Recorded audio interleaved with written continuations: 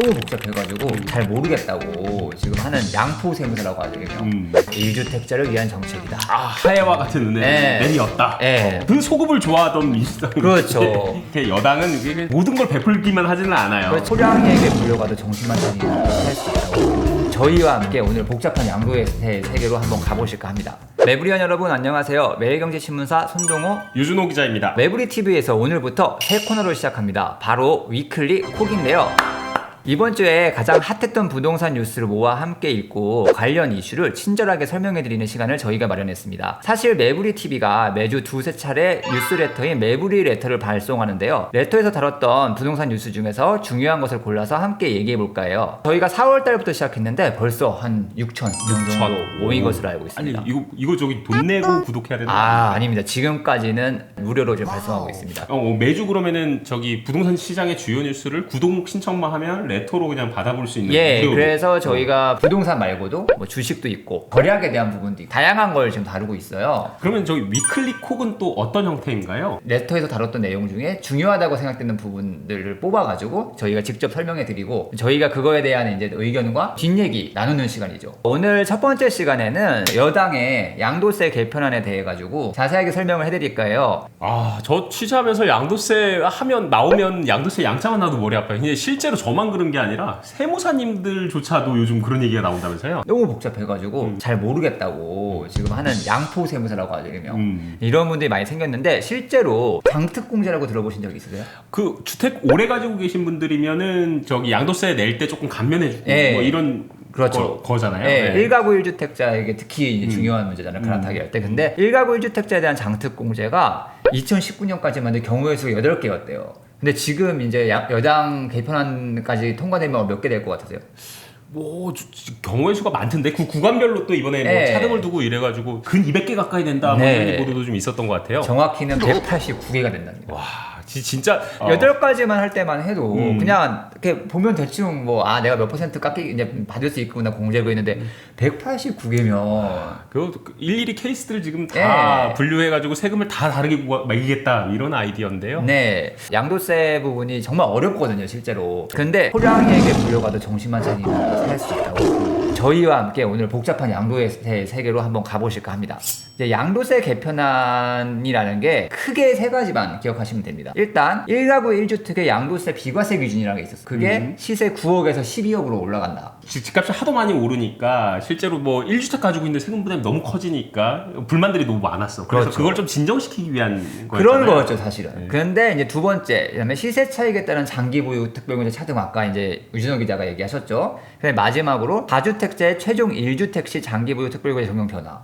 이게 이제 이번에 새로 나온 내용입니다. 여기가 별표를 좀 치셔야 될 것 같은. 왜냐하면 위에 두 개는 좀 나왔던 내용이고 이제 시점 어떻게 적용되냐가 중요했던 문제인데 이게 지금 이제 다주택자 같은 경우는 새롭게 나온 내용이거든요. 양도세는 아까 정확히 얘기했지만 자기가 보유한 집의 시세 차익에 따라 가지고 이제 그걸 팔 때 내는 세금이에요. 그래서 세금을 적게 낼수록 수익이 커지고 갈아타기를 이제 예를 들어 유준호 기자가 지금 집을 갖고 있다가 이사를 하려고 해요. 네네. 그러면은 양도세가 적어야 그럼요. 세금 부담이 좀 왜냐면 저는 주택을 취득할 때 취득세도 어마어마하게 내기 그렇죠. 때문에 이게 양도세까지 내가 고민할 때는 계산기를 안 두드릴 수가 없죠. 그렇기 때문에 양도세 개편안은 매우 중요하게 보셔야 돼요. 맨 처음 1주택자 비과세 기준 12억부터 보겠습니다. 양도세는 현재 1주택자인 경우에 2년 거주 기간을 채우고 판 가격이 9억 원 이하면은 안 내도 됩니다. 하지만 이제 9억 원 초과 주택은 9억 원을 넘는 양도 차익에 대해서는 세금을 매기죠. 이게 공시지가가 아니라 판 가격 매매가를 얘기하시는 거죠? 네, 매매 가격입니다. 그래서 이 기준이 그렇게 어려우시다면 여기 이렇게 간단하게 저희가 이제 설명을 해놨어요. 이제 공식을. 그래서 이 공식을 보시면 되는데 간단하게 5억에 유준호 기자가 집을 사셨어요. 네. 그러면 이게 10억에 팔았어요. 그럼 현행 기준은 9억까지만 비과세이기 때문에 양도세를 한 600에서 700 정도 내게 되어 있습니다. 그런데 이게 12억으로 올라가면 아까 얘기하셨죠. 안 내도 되는 거예요. 안 내도 되는 거예요. 되는 상황이 되는 네, 거잖아요. 이 대신 2년을 채우시고 실거주. 그렇죠. 네, 실거주 2년을 안 채우면 안 됩니다. 이제 이게. 그렇기 때문에 여당은 이게 1주택자를 위한 정책이다. 하해와 같은 은혜는 내리었다. 자, 이제 언제 적용돼요? 이게 매우 궁금하신 분들이 많아요. 핵심이죠, 사실. 네, 지금 나는 혜택을 받을 수 있느냐의 포인트인 거잖아요. 발의된 법안에 따르면 법을 시행한 날 이후 주택을 파는 것부터 적용할 예정인데요.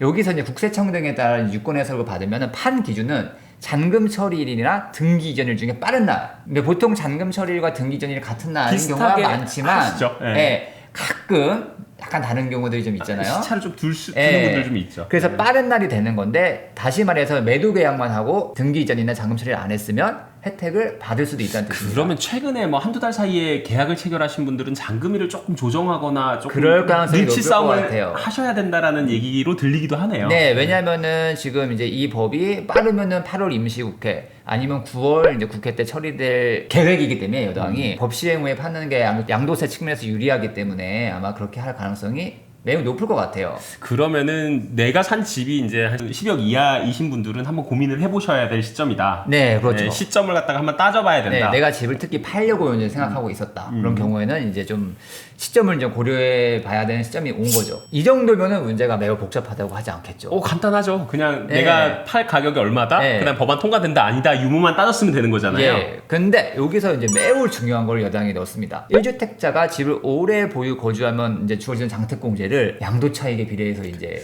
차등 적용하기로 한 거죠. 역시 이렇게 여당은 이게 모든 걸 베풀기만 하지는 않아요. 그렇죠. 이게 주택을 투자로 보는 거를 굉장히 싫어하죠. 경계하고 있기 때문에 결국에는 네. 그거에 대한 시세 차익은 국가로부터 어느 정도 환수를 해야 된다. 이익에 대해서는 그렇죠. 뭐 그런 마인드가 기본적으로 세팅이 깔려 있는 거죠. 네. 그래서 이제 현행 세법에 따르면 1가구 1주택자는 3년 이상 보유하면은 이제 보유와 거주 기간을 합산해 가지고 최대 80%까지 양도세 장특공제를 받을 수 있어요. 저희가 이 부분에서 약간 헷갈려 가지고 약간 지금 레터는 잘못됐는데 2년 이상 거주를 하지 않아도 3년 이상 보유만 하면 일단 장특공제를 받을 수 있습니다. 거주라 함은 그러니까 세를 안 놓고 실거주 실거주죠. 예. 하는 건데 그냥 예. 내가 그냥 등기치고 그냥 가지고만 있어도 된다는 3년 이상 말씀이시죠? 보유하면 장특공제를 받을 수 있어요. 근데 이제 여당이 이 공제율을 시세 차익에 따라 가지고 차등화한다는 거예요. 자세히 보면은 양도 차익이 5억 원 미만은 이제 최대 80%, 그리고 5억에서 10억 원은 최대 70%, 10에서 15억 원은 최대 60%, 15억 원 초과는 최대 50%를 차등 적용을 하기로 되어 이게 있습니다. 기존보다 그러면 최대 한 30% 포인트 그렇죠. 정도 지금 네.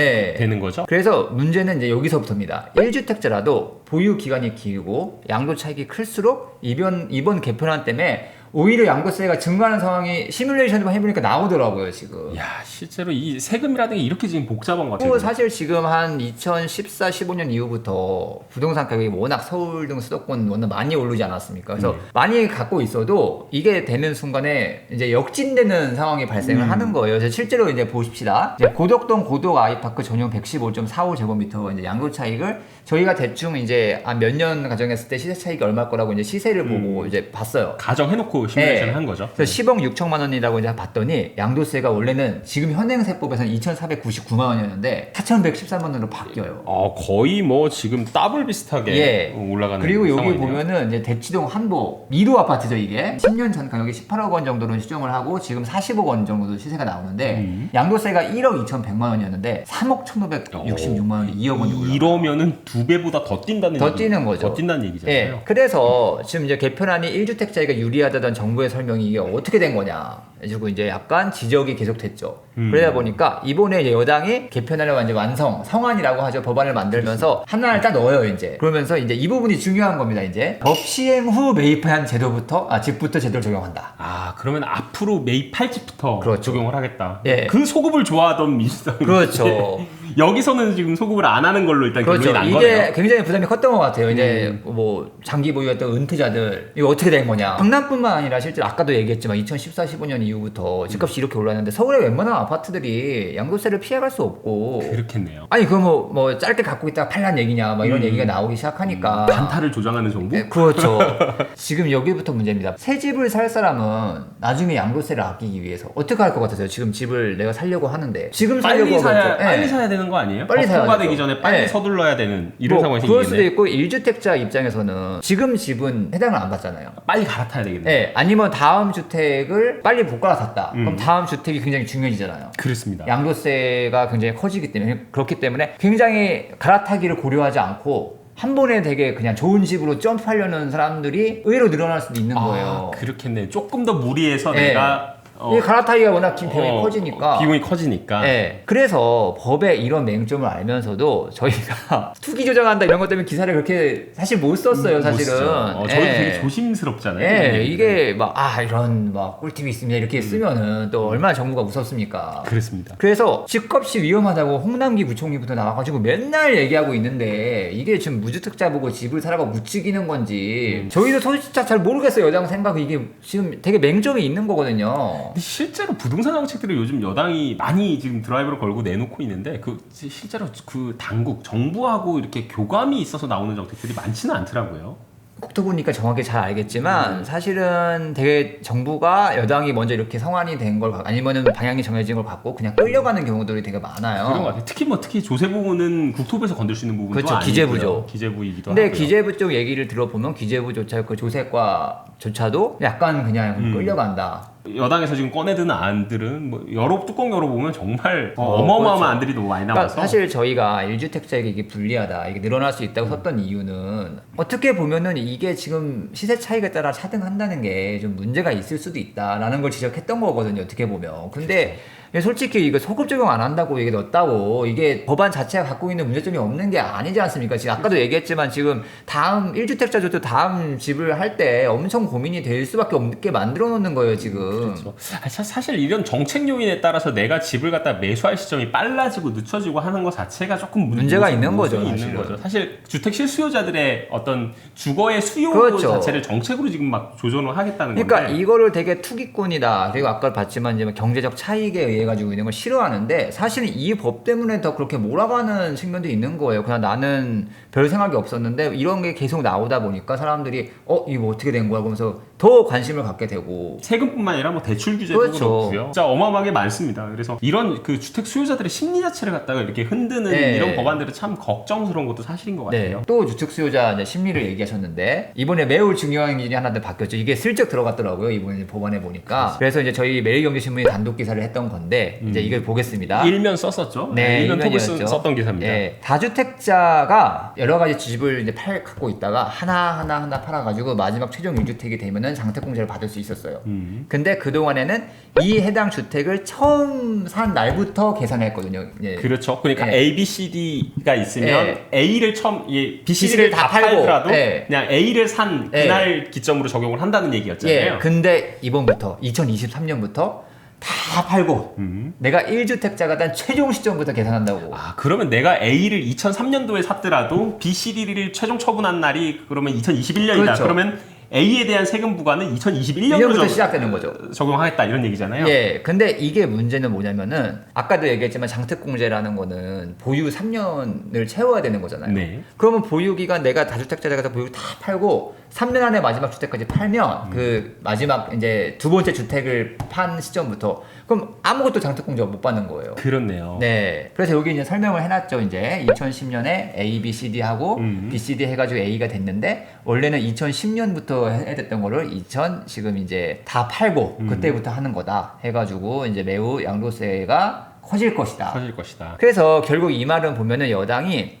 다주택자가 2023년까지 집을 처분해가지고 1주택자가 되어 있으라는 신호를 좀 던진 것으로 보여요. 그 정책 의도는 그렇게 지금 읽히는데 뭐 실제로 정부는 양도세 이번에 6월부터 중과를 하면서 실제로 양도세 부담 때문에 매물이 대거 출회될 걸로 뭐 기대를 하고 세금 정책을 짜왔는데 그렇죠. 실제로 뚜껑 열어보니까 1년새 그 압박을 느껴서 주택을 갖다 내놓으시는 분들이 그렇게 많지 않아요. 많지 않죠. 실제로 그냥 시장의 매물 잠김만 네. 더 심해지고 2023년 이후가 더 그러면 변수가 되는 거 아닌가요? 더 그렇죠. 2023년 이후에는 더 버티자 하는 사람들이 있을 것 같고 사람들이 법을 안 믿고 그렇기 때문에 버티게 들어갈 가능성이 좀 있어요 지금. 그렇습니다. 또 내년에 또 변수들이 워낙 많기 때문에 그렇죠. 뭐 대선도 있고 지방선거도 있고 이런 선거 국면에서는 부동산 아이디어들이 워낙 또 많이 그렇죠. 나올 수도 있고 특히 뭐 또 선심성 공약들 이런 것들 감안을 하면 규제 정책이 어떻게 바뀔지를 지금 모른다는 상황이 좀 그렇죠. 가장 큰 변수인 것 같아요. 네. 어쨌든 너무 이제 복잡해진 양도세인데 한 가지 말할 수 있을 것 같아요.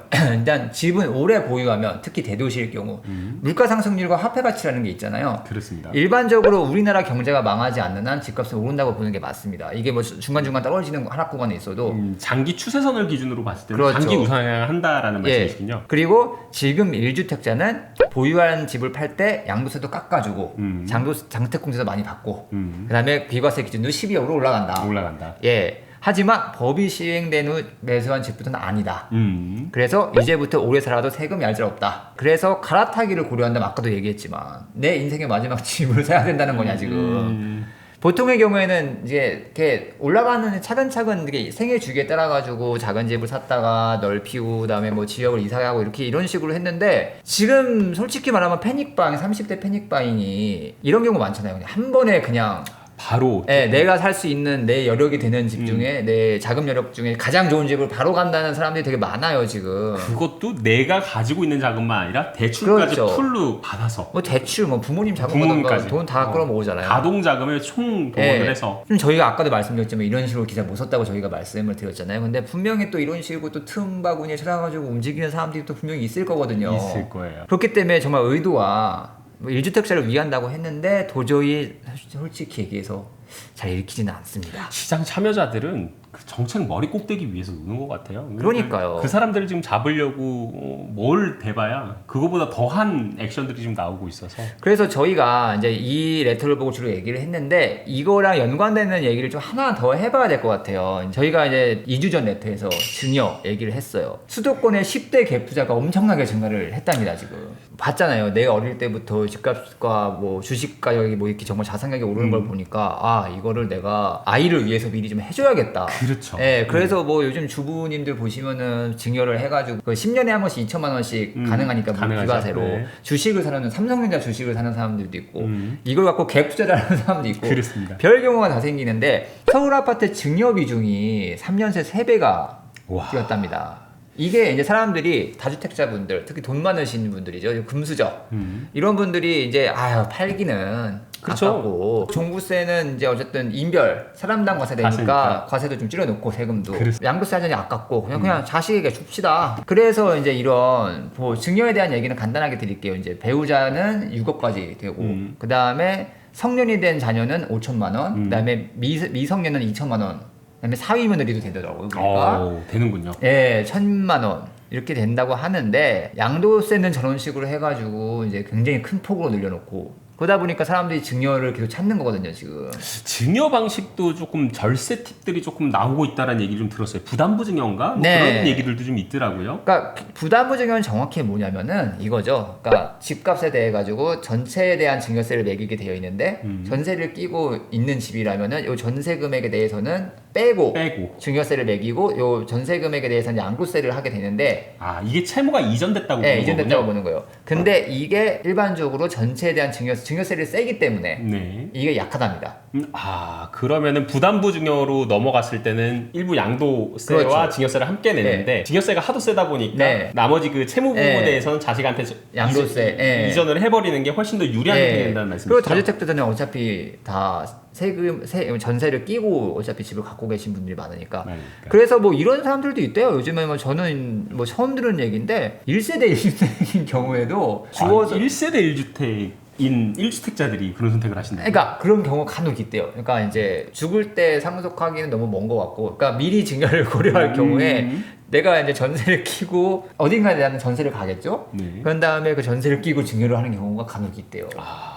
요즘 그런 식 말 그대로 이 조세 정책 때문에 진짜 부의 대물림만 좀 빨라지는 그렇죠. 이런 상황이 좀 생긴다는 거죠. 네, 결국 아까도 얘기했지만 양도세가 너무 이러다 보니까 좀 팔아야 되는데 팔아야지 또 제3의 인물이 또 와가지고 또 돈 많이 버신 분들이 와가지고 집도 사고 새롭게 진입이 되고 이래야 되는데 이게 말 그대로 지금 뭐 정부가 공급 정책을 내놓겠다고 하는데 뭐 착공하고 입주를 고려를 하면 진짜 먼 얘기잖아요. 그렇죠. 실제로 가지고 계신 다주택자들이 가지고 있는 물건들을 좀 내놓을 수 있는 환경을 좀 만들어줘야 되는데 양도세까지 지금 이렇게 확 잡아놔 버리니까 시장에 매물 출회가 안 되는 거잖아요. 그러니까 시장 참여자는 전부 다 증여로 가버리죠. 해버리다 네. 보니까 뭐 기존에 있던 매물도 더 줄어들어요. 네. 그러면 당연히 공급이 줄면 가격은 뛸 뛰죠. 수밖에 없는 네. 이런 상황을 정부가 그냥 만들어내고 있다. 그렇죠. 그리고 사회학적으로 봐도 부의 대물림이죠. 왜냐면은 새롭게 내가 주식이든 사업을 해가지고 돈을 많이 번 사람들이 이런 이제 주택을 가가지고 진입이 돼가지고 이런 식으로 돼야 되는데 이게 다 막히고 있고 오히려 그냥 증여를 해버리니까 이게 안 되는 거잖아요, 지금 접근이. 저 최근에 이것도 기사를 좀 준비하고 있는데 재밌는 얘기 들었어요. 임대주택의 임차권까지도 지금 증여수단으로 이용을 하고 계신다고 하더라고요. 아, 그건 또 무슨 얘기죠?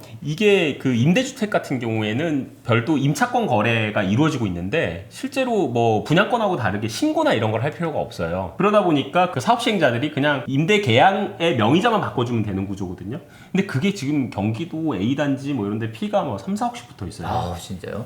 근데 그런 것들은 임대계약이기 때문에 취득세, 양도세, 그다음에 뭐 증여세 이런 것도 다 피해가거든요. 근데 이게 이 아파트가 그러면 어떻게 되느냐? 나중에 8년 뒤에 분양 전환이 돼요. 그러면 빨리 싼 가격에 세금은 하나도 안 내고 증여를 임대차 계약 명의 변경을 통해서 자기한테 넘겨놓고 당국이 들여다볼 수도 없는 구조인 거죠. 이런 식으로 그냥 기존 주택, 뭐 분양권 이런 것뿐만 아니라 임대주택까지도 이제 그런 증여 움직임들이 본격적으로 지금 들어오고 있다. 이런 목소리 좀 있더라고요. 저희가 아까도 말씀드렸지만 지금 이것도 굉장히 안 좋은 행태거든요. 정확히 보면. 그렇습니다. 근데 이걸 얘기하다 보면은 이걸 또 악용하는 사람들이 분명히 생길 그렇습니다. 텐데 저희가 그럼 또 어떤 분들 얘기할 거예요. 뭐 우리가 또 저희가 또 조장하는 거다. 조장하다. 이게 아니거든요. 아닙니다. 이게 사실은 저희는 시장에서 벌어지는 현상을 그리고 그냥 움직임을 얘기를 드리는 것일 뿐이고 아까 기사를 안 썼어요. 저희 분명히 이렇게 할 수 있다는 거를. 그렇습니다. 예. 이게 말 그대로 지금 규제 사각지대에서 예. 아까 제가 서두에 저희 말씀드렸잖아요. 이제 정책의 시장 참여자들 머리 꼭대기 위에서 놀고 있는데